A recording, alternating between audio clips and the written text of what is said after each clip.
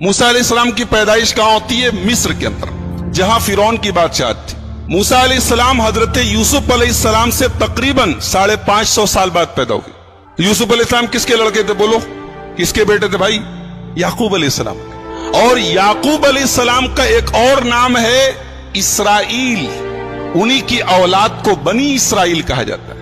تو حضرت یعقوب علیہ السلام کا اصل وطن جو تھا وہ فلسطین تھا، لیکن چونکہ یوسف علیہ السلام مصر کے بادشاہ بن گئے تھے تو یوسف علیہ السلام نے اپنے باپ کو، اپنی ماں کو اور اپنے بھائیوں کو مصر میں لا کے بسا دیا، تو اس کے بعد بنی اسرائیل مصر میں بس گئے۔ بعد میں حالات پلٹے، دور بدلا، اور مصر کے اندر بنی اسرائیل کی پوزیشن یہ ہو گئی کہ وہ غلام بن گئے، اور مصر کے بادشاہ جو ہوتے تھے، مصر کا ہر بادشاہ فرعون ہوتا تھا، ان کا نام الگ ہوتا تھا مگر ان کا لقب فرعون ہوتا تھا۔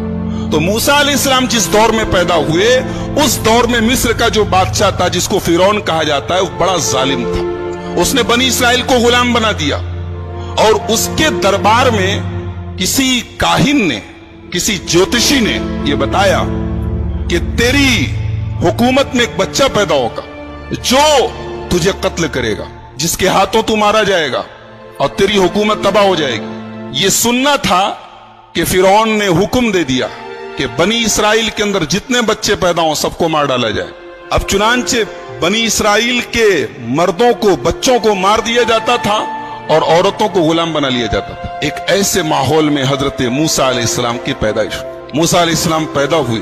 قرآن کریم کا 20واں پارہ سورہ قصص، اللہ فرماتا ہے وَأَوْحَيْنَا إِلَىٰ أُمِّ مُوسَىٰ أَنْ أَرْضِعِيهِ فَإِذَا خِفْتِ عَلَيْهِ فَأَلْقِيهِ فِي الْيَمِّ وَلَا تَخَافِي وَلَا تَحْزَنِي۔